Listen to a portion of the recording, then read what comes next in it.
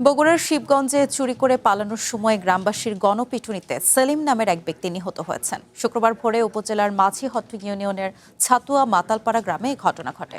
স্থানীয়দের দাবি, ভোরে ৩ জন চোর গোপাল চৌধুরীর বাড়িতে প্রবেশ করে। এই সময় তারা বাড়ির সদস্যদের ধারালো অস্ত্রের মুখে জিম্মি করে নগদ ৩.৫ লাখ টাকা ও প্রায় ৮.৫ ভরি স্বর্ণ লুট করেন। পরে পরিবারের সদস্যরা চিৎকার করলে এলাকাবাসী তাদের ধাওয়া দেয়। পালানোর সময় একজনকে আটক করে গণপিটুনি দেয়া হলে ঘটনাস্থলেই তার মৃত্যু হয়। তবে অপর 2 জন টাকা ও স্বর্ণালংকার নিয়ে পালিয়ে গেছে বলে জানিয়েছে ভুক্তভোগী পরিবার। খবর পেয়ে ঘটনাস্থল পরিদর্শন করে মরদেহ উদ্ধার করে পুলিশ। পলাতক 2 জনকে ধরতে অভিযান চলছে বলে জানিয়েছে পুলিশ।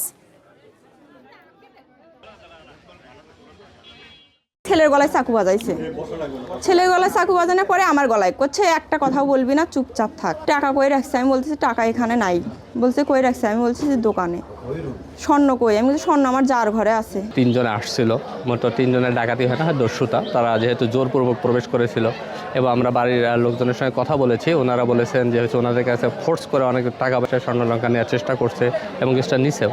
তো যখন তারা ঘটনা ঘটে চলে যাওয়ার চেষ্টা করছে, তখন স্থানীয়, যেহেতু এখানে হাটের দিন ছিল, তো স্থানীয়ভাবে ভোরের দিকে লোকজন জানতে পেরে একজনকে আটক করে তাকে সেখানে স্থানীয়ভাবে গণপিটুনিতে দেওয়া হয় এবং ঘটনাস্থলেই তার মৃত্যু হয়।